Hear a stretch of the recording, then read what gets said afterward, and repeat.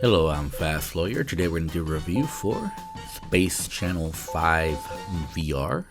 Kinda Funky Newsflash. A game coming to the Steam store soon. It's been out on the Oculus store. It normally retails for $24.99 there. It's also available on Viveport Infinity, and that's where I got this game.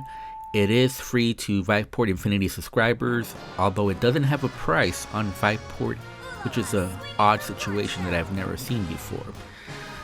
Space Channel 5 VR is done by developer Grounding Incorporated. It's available for the Valve Index, HTC Vive, and Windows Mixed Reality. However, I can confirm it works perfectly fine on the Oculus Quest 2 using the Oculus Link cable. Space Channel 5 VR is a music rhythm game, dance rhythm game. It's very similar to O-Shape, where basically you have to do poses to the rhythm, and based on that you'll get a high score the better you are at it. However, Space Channel 5 VR is a more simple game, and it has very limited content. That's perhaps its biggest flaw as it currently stands.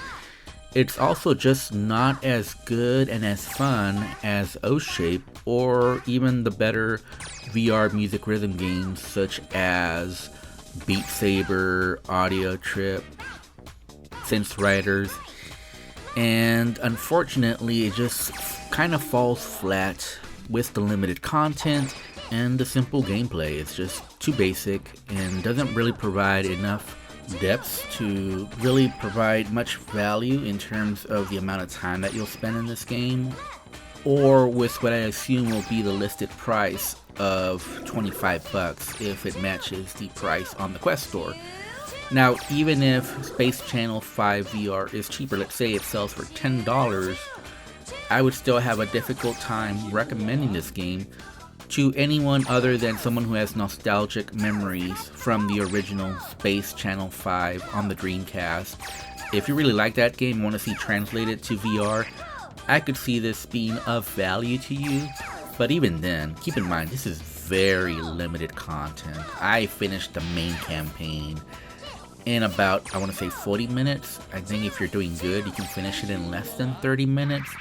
Now, there are some optional things you can do. There's like a 100 level challenge, and I did that, and it was nice, I guess, but it was really just a repetition of the main campaign. Even within the single player campaign, a lot of the concepts are repeated, and they just don't progress in a satisfying manner.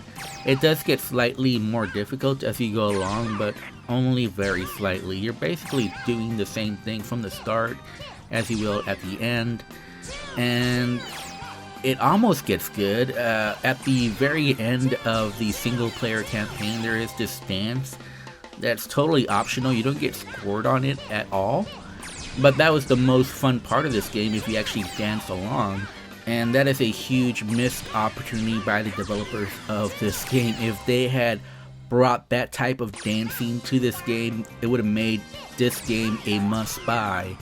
Instead, it's just kind of like a, okay, it's fine. This is not the worst music rhythm game.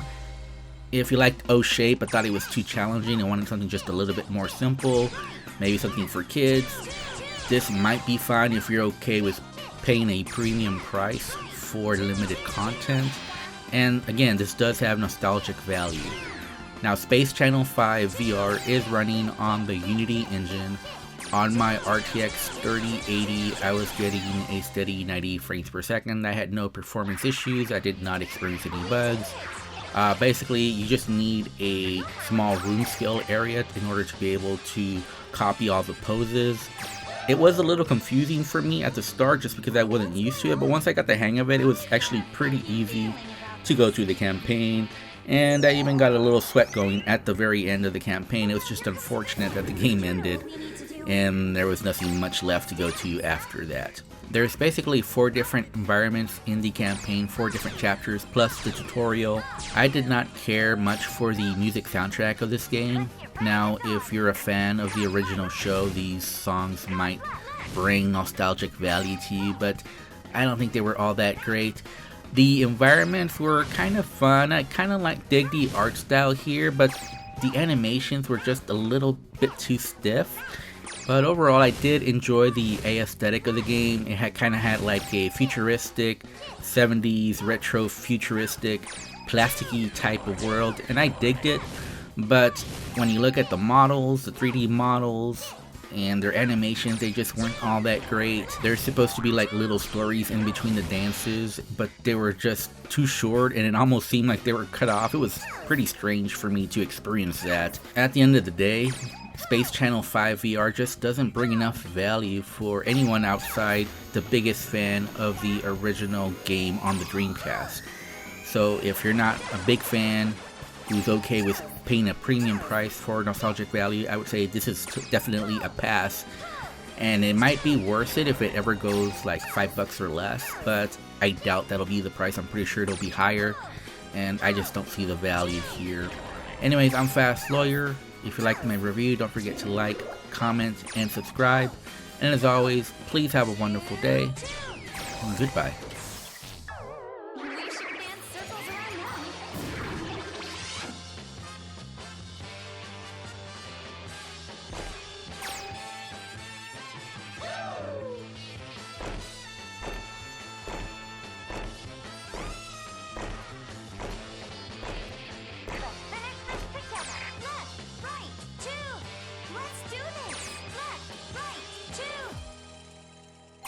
Stay tuned, everyone.